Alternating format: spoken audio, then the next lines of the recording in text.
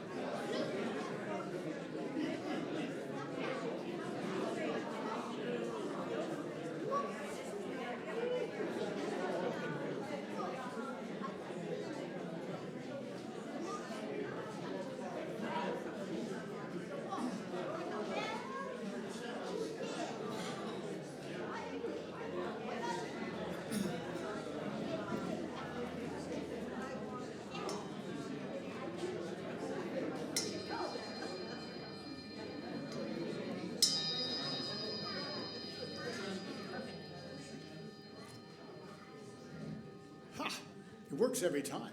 I love it. Good morning, people. My name is Bert Meek. I will be your worship associate this morning. This is Sunday, April 21st, for those of you who are watching from afar, and can watch the service whenever they darn well please. Reverend Bethany Russell Lowell, our settled minister, will be conducting the service today. There are no formal announcements, at least none that have been given to me, but rumors are abundant that we may well be having the Sunday service back in Holland next Sunday, but those are only rumors. They are not yet confirmed. You will all be kept posted as far as how things go with that. Now, although COVID cases persist throughout the country, Pima County, our own risk level remains low, so based on our policy, there's no longer masks required for you to wear. You're obviously free to wear them if you wish, always just fine. If you're not feeling well, we encourage you to wear them, or even better, watch us remotely. The last poll we took was back in November 1921, those of you who can remember back then, and we had an amazing level of percentage folks, like 95%, who were committed to staying vaccinated at that point in time. And we hope and trust that that level of commitment is continued, particularly for the most vulnerable among us. We owe that to them, we owe that to ourselves, to one another. Want to extend a special welcome to our online visitors. For those of you who are here in person for the first time, we have a welcome center in the back. You're please encouraged to go there after the service. We have a little yellow form to fill out if you want to stay in touch with us, and that allows us to stay in touch with you. At the end of the service, we always have social hour. Today, it's enhanced. So what that means, they've got quiche, they've got other fine things, more than just the usual good stuff. But with an enhanced goodies comes an enhanced wish for donations. So I'll put a plug in for them that you don't need to, but if you wish to, it's always welcome. Down this hallway and to the left, we have 2 unisex bathrooms, one of which is wheelchair accessible. Now, as we move more deeply into the space of worship, let us all remember that our community strives to be as varied as the blooms on the Sonoran Desert in order for us to better reflect the wonderful diversity with which Southern Arizona is blessed. Now, when I invite you to respond, please say, "We welcome you." Not yet? I haven't invited yet. Just about, though. Whether you walked or rolled or skipped into Goddard this morning, there you go. Whatever income bracket you're in, yes. Wherever you are on your spiritual journey, whatever cultural or ethnic background you claim, and lastly, whomever you love, however you identify your gender, and whatever way you choose to express it, we welcome you. Reverend Bethany.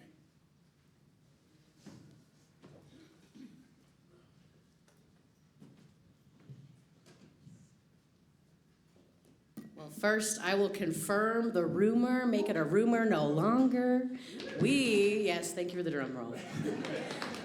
We will be in person worshiping in Holland Sanctuary next week. Yay! Your worship associates and Jamelia and I have been planning some rituals to invite us into the space. So if you are able to arrive 10 to 15 minutes early next week so that we can get through the rituals, the first set will be out here on the patio. Come a little bit early. If you can only get here at 10:30, if that's when your bus comes or that's when you can arrive, fine. We'll make room for you. But if you're able to arrive a little early, please plan to do that and come to the patio first. And today in worship, we will be exploring a draft covenant, which you should have in your hands, the right way to read. I want to tell you a little bit about this before we launch into our prelude. A team drafted a covenant for this congregation in January and February 2020, based on feedback collected from the congregation at that point in time. And then what happened? The COVID pandemic happened. And this covenant remained in draft form as we waited to get back together in person, and then it remained in draft form a little bit longer. This fall, your board and I asked this newly formed Healthy Congregations team to take the draft to completion, to get your feedback on it, and to move it towards a vote at annual meeting. And they did a great job. So this covenant you have in your hands is the product of 4 years and 2 teams' work, and will be on the annual meeting agenda for you to vote on May 5th. And the Healthy Congregations team is considering this covenant to be a living document, which means that it can and will be changed in successive annual meetings as we learn and grow as a congregation. And we want you today to prepare to consider your vote on this covenant. So throughout the service, we will be offering readings and music to help you deepen into and reflect on the different parts of this covenant. After each reading, we will have a few seconds, less than a minute, of silent reflection, so you could take some notes or think quietly about how that reading reflects on those lines of the covenant. And then, near the end of the service, you will have an opportunity to turn to a neighbor and discuss 2 questions, and I'll repeat them again then. The 2 questions are, how is this covenant asking me to stretch? And how is this covenant offering me ease, safety, and trust? Danielle, take it away.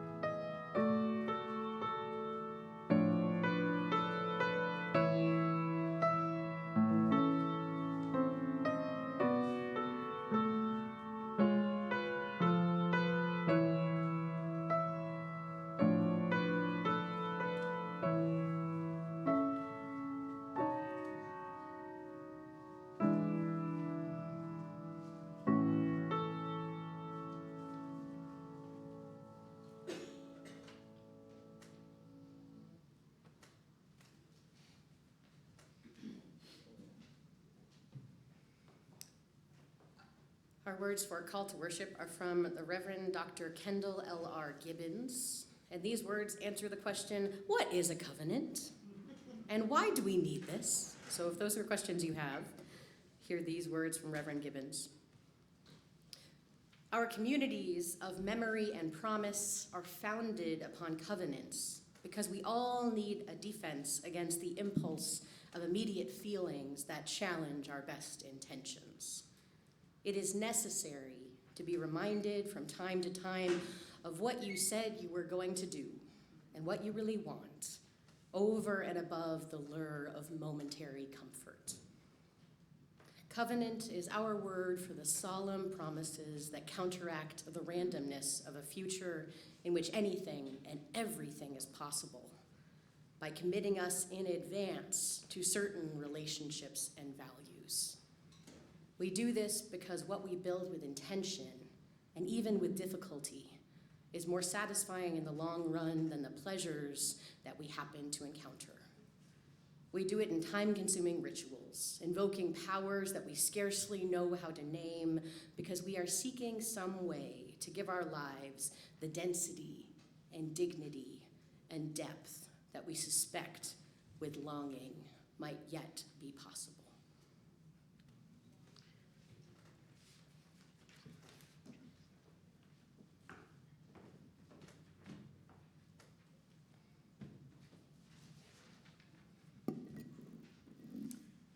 It's now time for our ritual of chalice lighting. We have a chalice lighter volunteer. You can come up right now. It's great. And those of you at home, if you have a candle or a chalice, please get ready to light that along with us. Now you'll see in today's service, we're going to keep weaving in lines from the covenant, and we've woven that in for this as well. So right at the very top of the handout you had, it says, "Here we welcome diversity. Together we celebrate you for who you are and support your spiritual choice." So now join me in these words that are going to celebrate the next line, the next slide, written by the Reverend Kimberly Ann Tomzak Carlson. Read these together with me, and then you can light as we go along. As inheritors of our ancestors' legacy, we hold these stories tenderly, gleaning wisdom from diverse journeys, united in hope for the future. Guide us in trust in love as we kindle this flame together. We're going to hold these words up for a little while to think about them for another minute, and then Brian will lead us in song.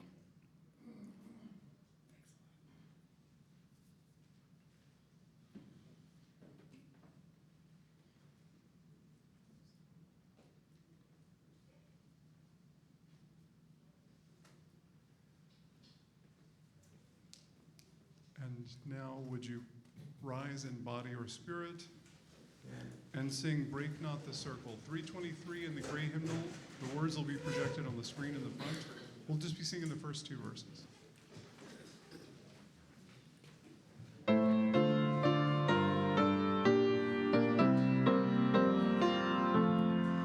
Break not the circle of enabling love, where people grow forgiven and forgiving. Break not that circle, make it wider still, till it includes, embraces all the living. Hunger at His love that comes to life, where words of freedom are revealed and spoken, and people kindle store of wrong and guilt, but will our human bonds remain unbroken.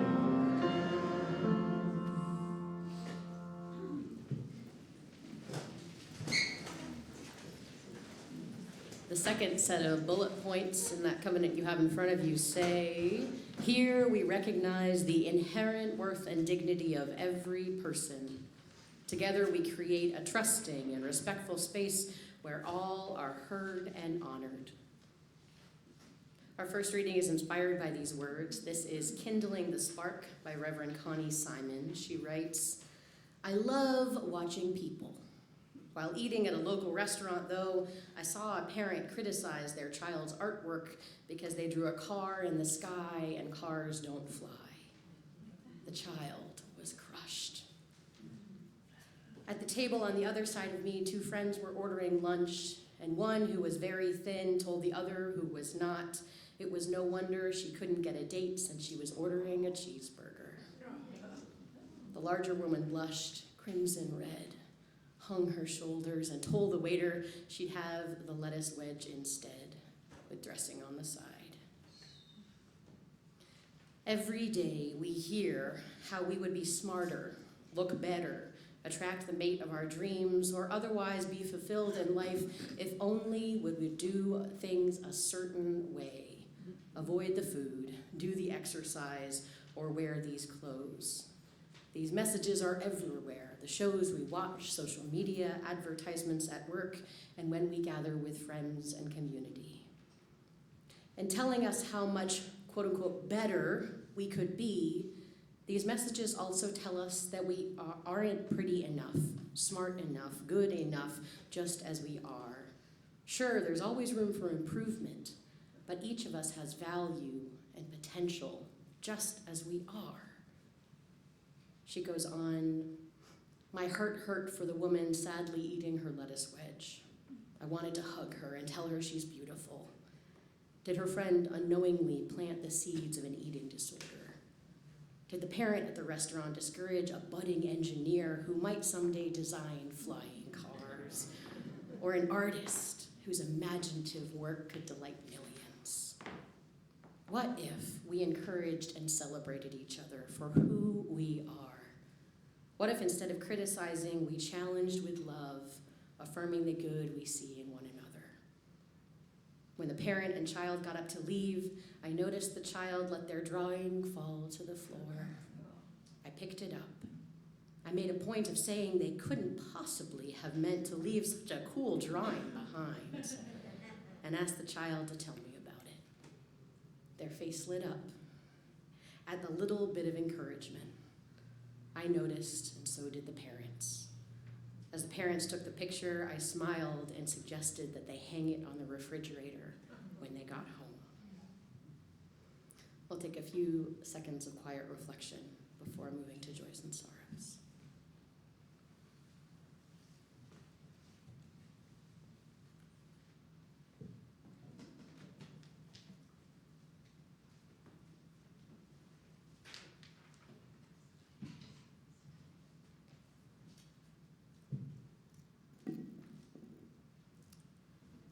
I was wondering in that situation if I would have had the guts enough to go to the parents and say, oh, I'm sure you dropped this. You don't want to lose it. It's time now for our weekly ritual of joys and sorrows. Remember, each and every one of us carries both joy and sadness inside. How we may or may not express these feelings doesn't mean that they're not there. Our emotions are very real and very present for each and every one of us. And we need a place and a time to honor those feelings. This over here is our shared bowl, which we use for joys and sorrows. Inside, you'll see large rocks that signify the joys and sorrows that we share collectively.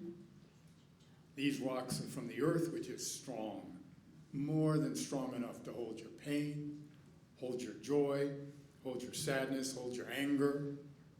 The earth can hold that. Now, in just a minute, it will also hold the smaller stones and pebbles that you place there to represent your individual joys and sorrows. We who live in the desert know that water is a life-sustaining but a scarce resource.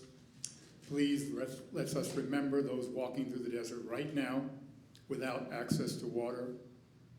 To symbolize that, we pour water from this jug, representing those jugs left behind by our ministry partner, No More Deaths. See the decorations? They do that to invite the migrants coming across the desert to show the water is safe and a gift. Let us take a moment also to remember those desert people who first came to this place in which we all live and whose land was stolen in successive acts of displacement and genocide. So we honor the Hohokam, the Yavapai, the Tohono O'odham, the Yaqui, as well as the many indigenous people who no longer exist here in Arizona. Now, for those of you who wish to share the joy and sorrow with us online, you can go to Menti and enter the code you see up there, 5667-2245. If you're here in Goddard and you want to use Menti, Brian Moon will offer you services to help put your thoughts on that. If you're here in person and you have a joy or sorrow that you wish to express, you're welcome to come up in just a minute down the middle aisle, place a stone in the water to symbolize those emotions, and then return along either side back to your seat. For the rest of us, while this is happening, please remain in quiet contemplation of your own feelings and in support of those who participate in this ritual. Please come forward, Daniel.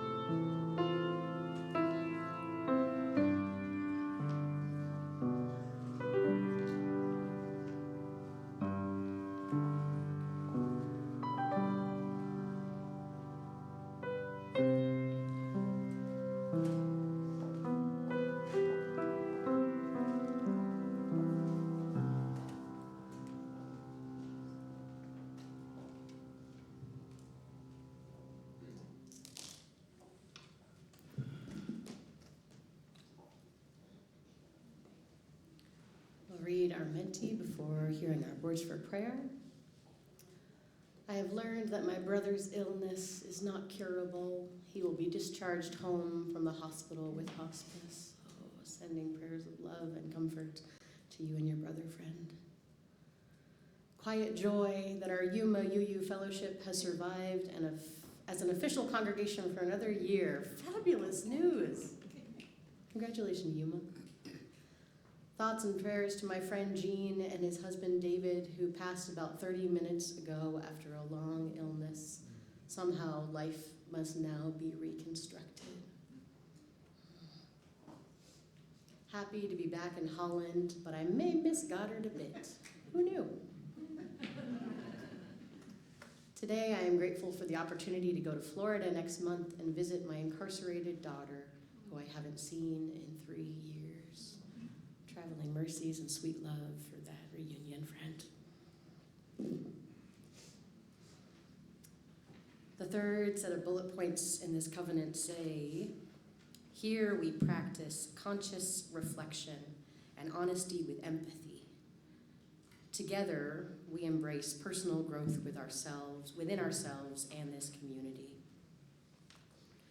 Our words for prayer are inspired by these words, so at this point, please join me in a spirit of meditation, contemplation, reflection, prayer, whatever is your own style, and hear these words called Map of the Journey in Progress by Victoria Safford. Reverend Safford says the word here a number of times in this prayer, and if you feel comfortable and it feels good to you, I invite you to consider where that here lies in your body, maybe even touch that place where it lies. If that invitation felt totally off the wall, do what you do. Reverend Safford writes, here is where I found my voice and chose to be brave. Here's a place where I forgave someone against my better judgment, and I survived that. And unexpectedly, amazingly, I became wiser. Here's where I was once forgiven, was ready for once in my life to receive forgiveness and to be transformed. And I survived that also. I lived to tell the tale. This is the place where I said no more loudly than I'd thought I ever could, and everybody stared. And I said no loudly anyway, because I knew it must be said. And those staring settled down into harmless, ineffective grumbling, and over me they had no power anymore.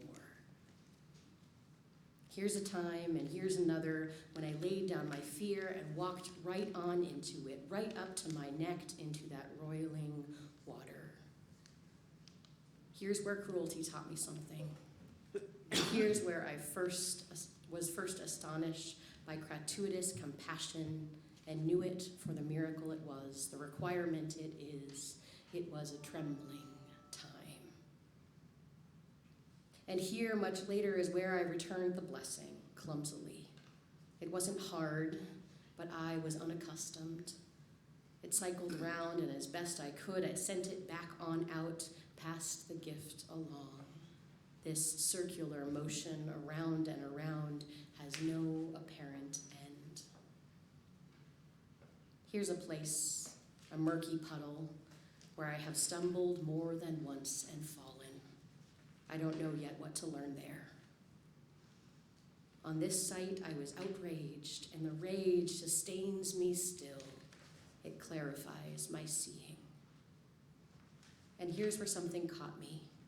A warm breeze in late winter, bird song in late summer.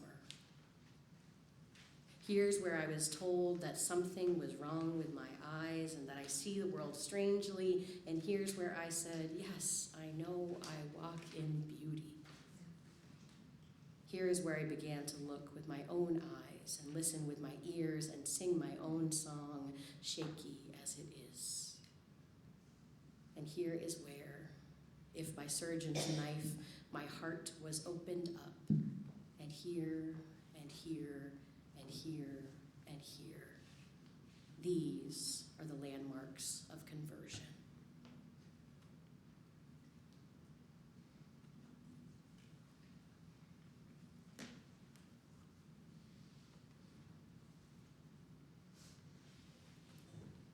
Would you please respond in song?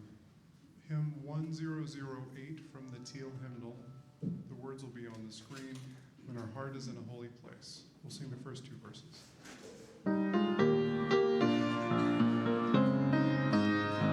Stand if you choose.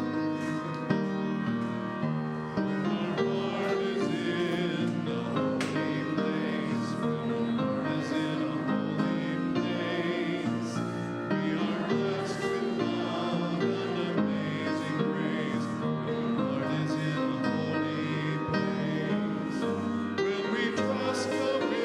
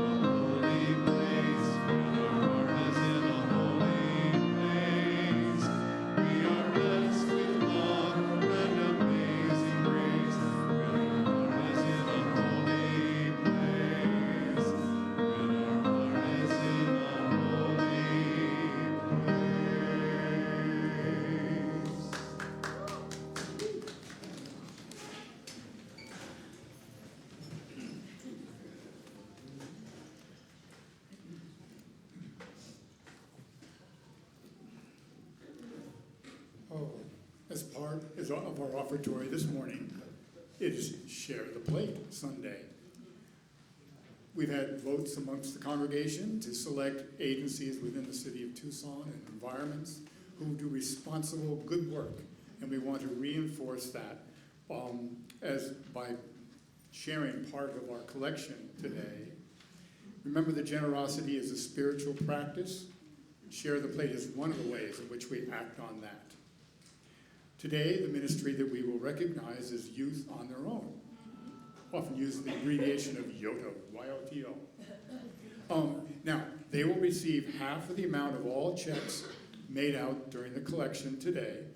If you make it out to UUCT, but you have Share the Plate written on the memo line, they will get half of that, as well as half of all cash donations. If you don't write it on the memo line, they won't get that.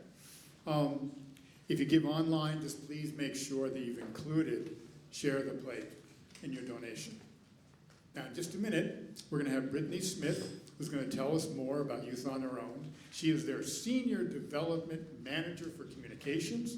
She's right over here. Please give her a warm UUCT welcome.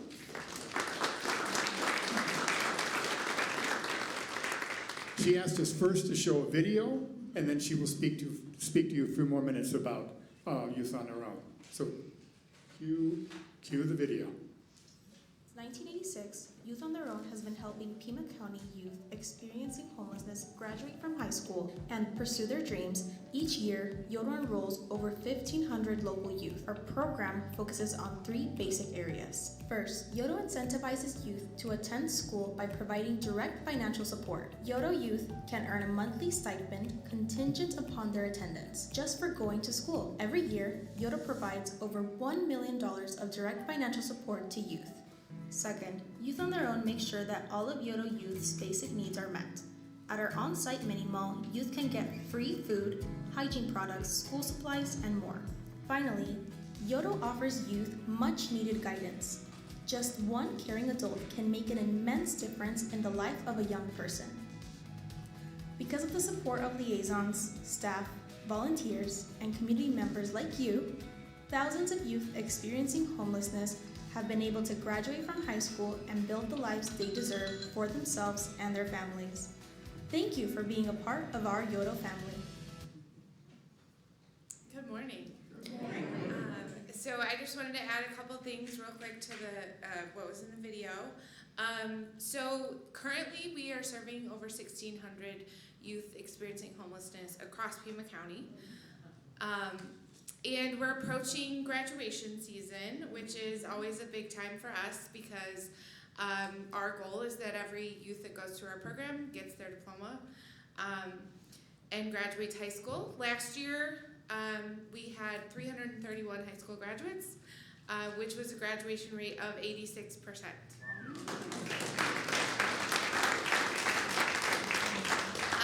And we couldn't do what we do without the support of the community and folks like you. So thank you so much.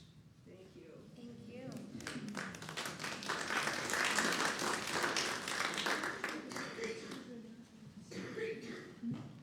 Following our service, Brittany has been kind enough to be over there. She'll be over there. She's got more information about Youth on Their Own if you want to show that. If perhaps you know folks who have participated through that program, she'd be glad to hear all that. So, however you participated in today's service, physically, remotely, remember our congregation depends upon you for your love, your time, and your financial support. For those of you here in person, the ushers in just a minute will be passing collection baskets around. If you're watching from us from afar, please send a check to our church office if you wish. You can also give online at uuctucson.org/donate or text. Anyway, text the number 833-361-5796. So now, please let us give freely and generously an offering that will sustain and strengthen our shared religious community. This is a community of hope, of memory, of faith, and of love, because we are now the keepers of the flame, and the flame burns for justice. It burns for the dream of a beloved and a radically welcoming community. It burns for the vision of a world made whole. Thank you for all that you were able to give this morning. Danielle.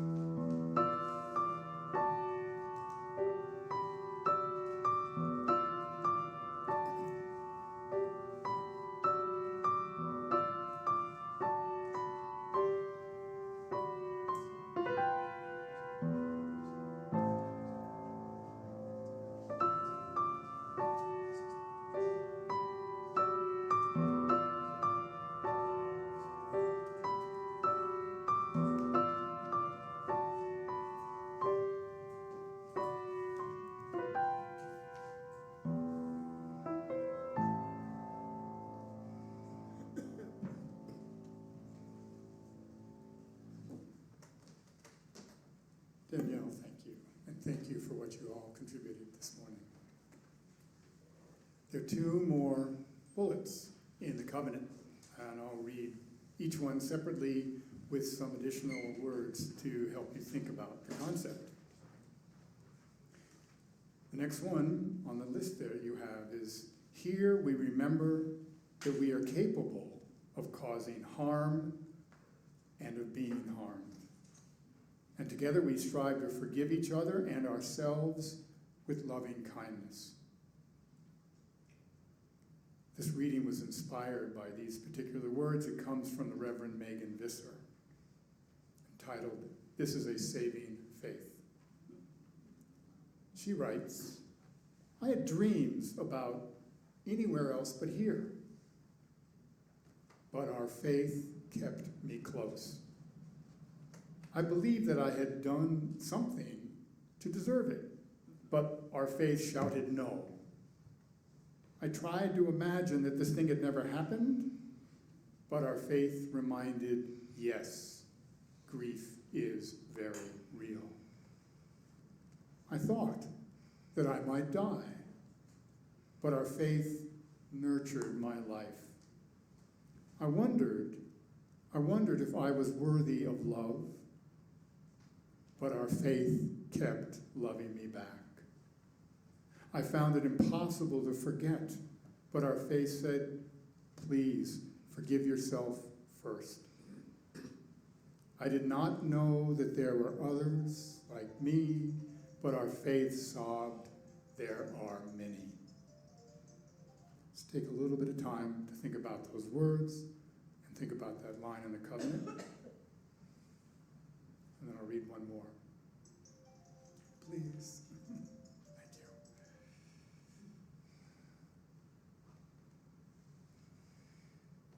The final bullet point in the covenant reads, "Here we realize our community is stronger when we participate. Together we work to bring more equity and justice to our church community and to the wider world." So these words in our covenant were inspired by something written by Reverend Rosemary Bray McNatt, entitled "The Essential Work of Justice and Liberation for All."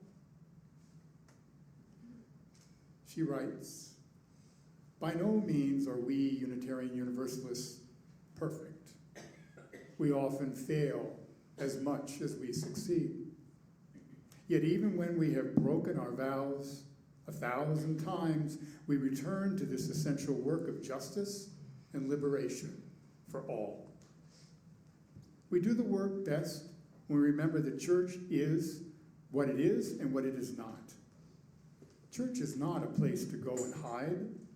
It is not a place to get away from the world. It is not a place where we get to pretend that somehow the lives we live and our particular situations are really not very complex. They are actually often confusing and sometimes quite depressing. Church is a place where we stand with one another. We look the world in the eye, we attempt to see it clearly, and we gather strength to face what we see with courage and even with joy. So, take one more minute to reflect on these.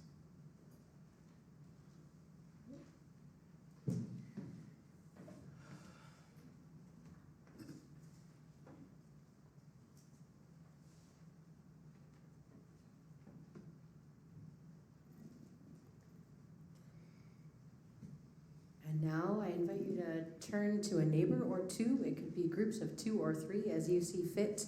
And you will have 5 minutes to discuss those 2 questions. How is this covenant asking me to stretch? And how is this covenant offering me ease, safety, and trust? Turn to a friend or 2. Make sure no one's left out. Look around you if you would. And discuss for 5 minutes.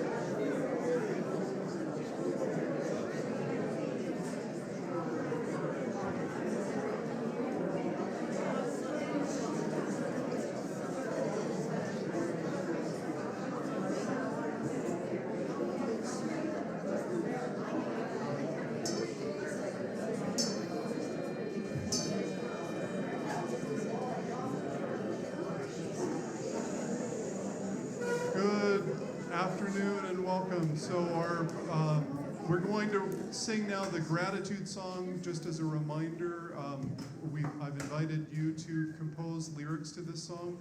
The lyrics today were composed by Reverend Bethany. If you don't catch it the first time, we'll sing it twice, and it goes a little something like this. We are grateful for community, for gifts we share, and how we show our love and care. With thinking minds and helping hands, we'll build a place where love and hope expand again. We are grateful for community, for gifts we share, and how we show our love and care. With thinking minds and helping hands, we'll build a place where love and hope expand. Thank you. Did you all know that emperor penguins create covenants? Just like us, they create. Okay, well, they're not exactly just like us, but they are covenants. They have agreements about how they are going to be in community together. So, as you can imagine, in Antarctica, it is so cold that without each other, individual penguins wouldn't make it, right? So they do this little penguin. Okay, I can't do this by myself. I need some helpers. First of all, I need some penguin parents, penguin dads, that are willing to hold our baby penguin. Do I have any volunteers to come and be our penguin? Okay, I've got one. Ben and Brian, you want to come and be another penguin?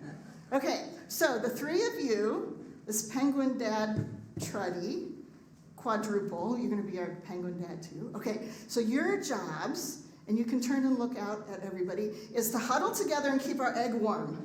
So everybody get as close as you can and feel comfortable with and keep our egg warm. Now, this little family isn't going to survive very long in the winter, are they? No, because they're going to get too cold, right? So we need some more penguin family. Who else can come up and be a part of our penguin?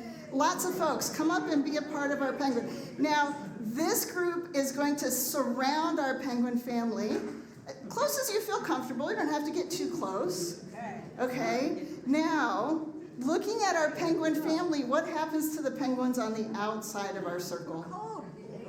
Oh no, they're gonna get so cold. So our penguins agree that they're gonna rotate. So our inner penguins need to come out to the outside, and our outer penguins need to come to the inside and get warm. And what can we not drop?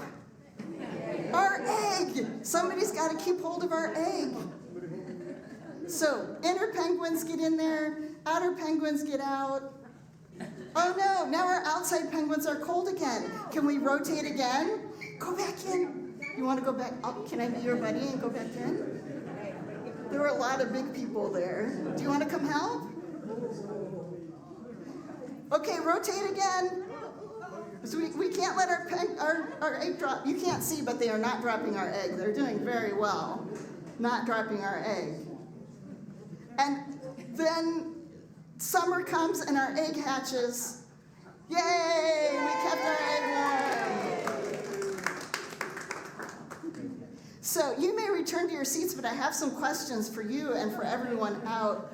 Thank you, thank you. Our penguin has hatched. We have our penguin. Thank you all for your help. So what is it like to be an inner penguin and holding the egg and surrounded by all of your outside penguins? Safe, warm. What does it feel like to be the inner penguin? Comforting. Warm. Yeah. What does it feel like to give that up and move to the outside and be an outside penguin? Scary, maybe. Cold? You could freeze to death. Except that what do you know about your co-penguins? They're going to cooperate, and they're going to let you back in the middle. Yeah. So in this way, penguins have a covenant.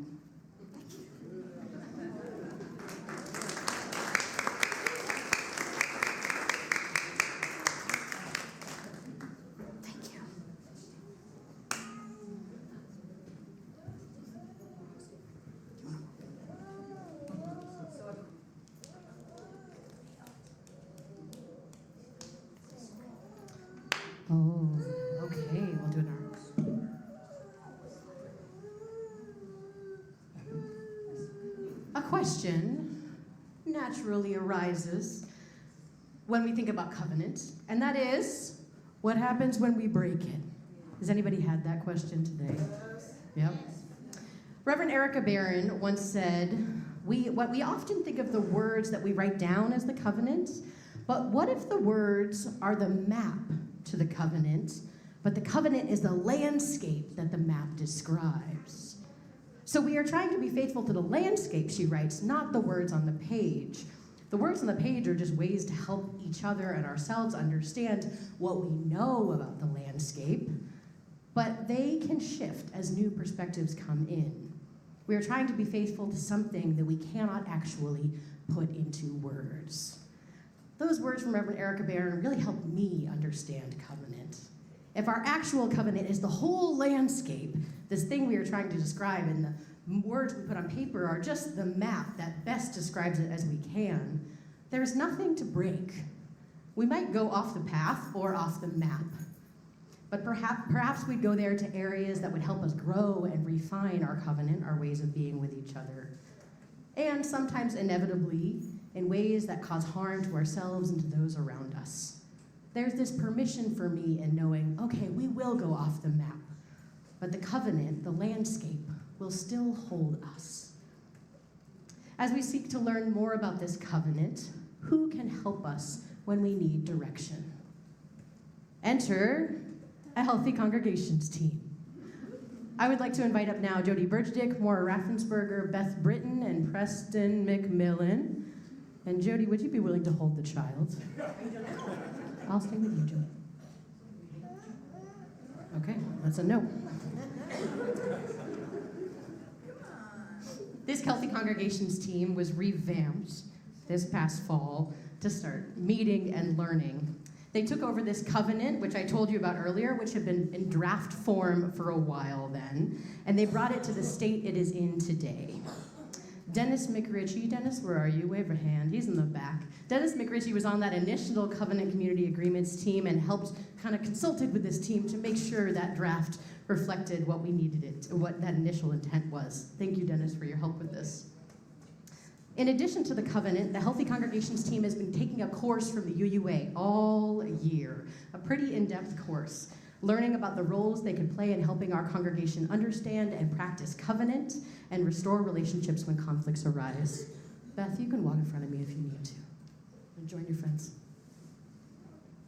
This team is just beginning to make themselves available to groups and individuals who find themselves in conflict with each other and want to help figuring out how to do conflict in a different way. So here are some situations in which you might approach a member of the Healthy Congregations team after an arm switch.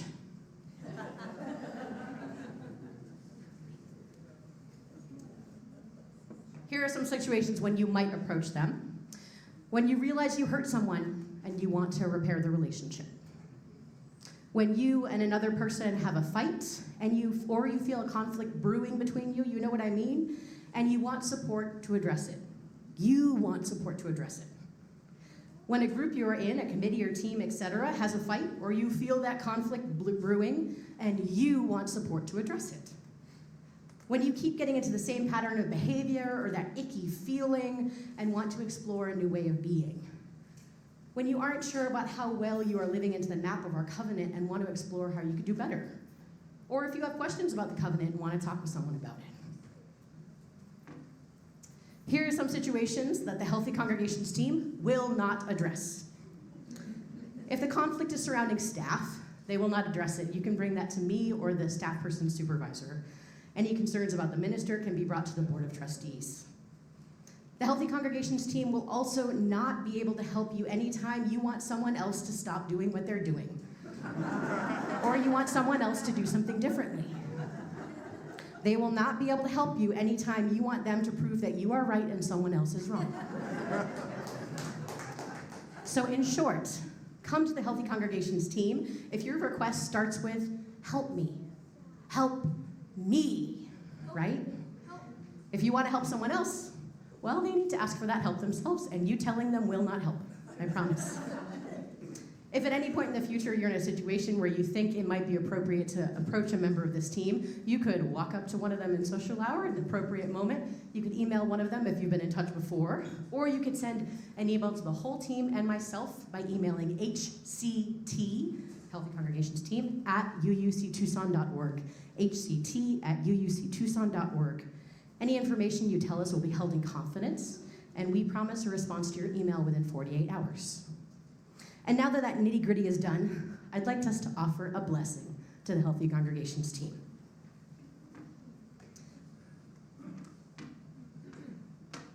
Healthy Congregations team, you are playing an essential role in our community. We are asking you to be witnesses to that which we hold most sacred, our relationships with each other. We are asking you to plant seeds of conflict transformation here. We are asking you to accompany us in our most tender moments when things get really real and we get really vulnerable. What a sacred task we have given you. And if you feel the weight of that, know that many of us do too. So congregation, if you're willing to direct a hand or your loving energy towards the Healthy Congregations team, please direct that energy that way, or that hand that way. This is what it might look like. If you had an empty hand, thank you. And repeat after me. We know that the task is heavy. We thank you for your willingness. To plant seeds. To witness brokenness. To accompany us as we repair. When we ask you to journey with us, we promise to bring our whole hearts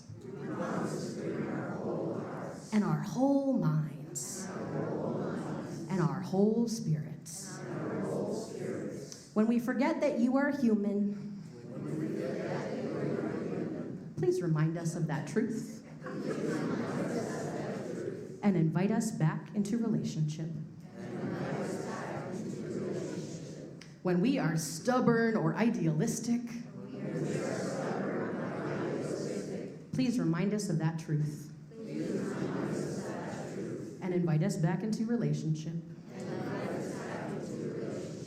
And when or if we forget, to voice our appreciation for you. May this moment serve as a reminder of our gratitude. Thank you, thank you, thank you.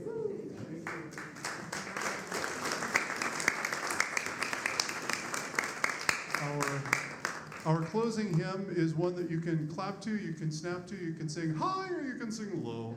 I'm going to sing a low verse, but the words of the melody are going to be on the screen, and Robert's going to sing the melody. It's Now Let Us Sing, 368 in the gray hymnal. Some of you know it, some of you are about to learn it. 4 words change throughout, so be prepared for the words to change as they go. Please rise as you are able. Now let us sing. 1, 2.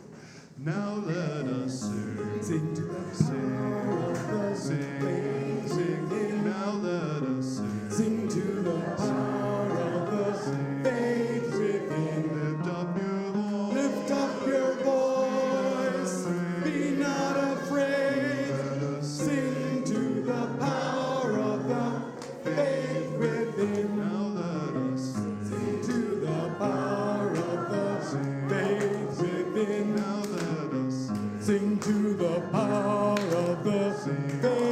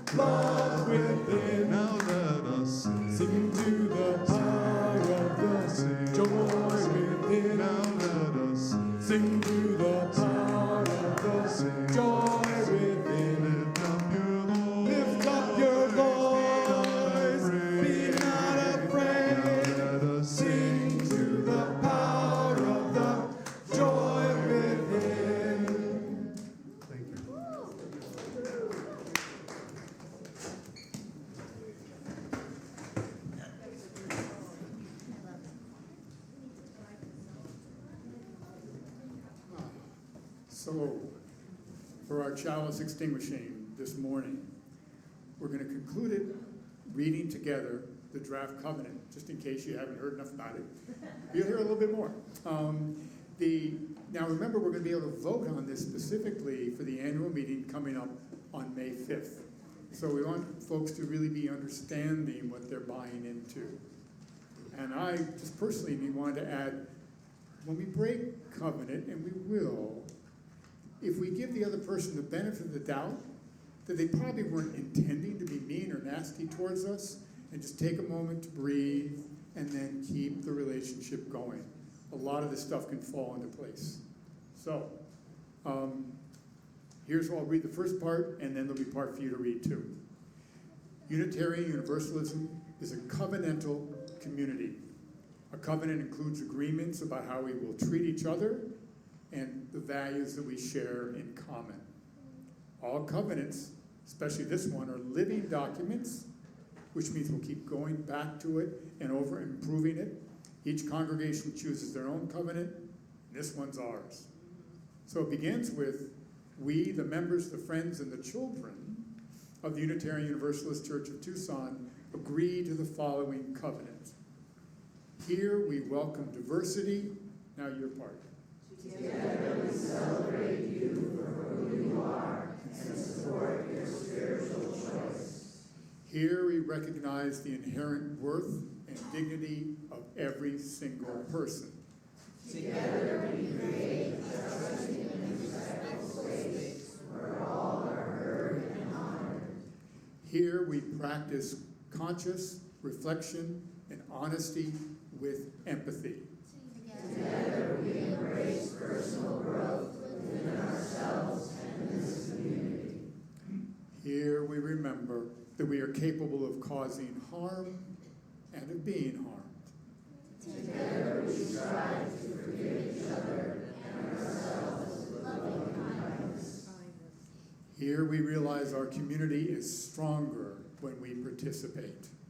Together we work to bring more equity and justice to our church community and the wider world. So let us promise to take this journey together in truth and compassion. Danielle.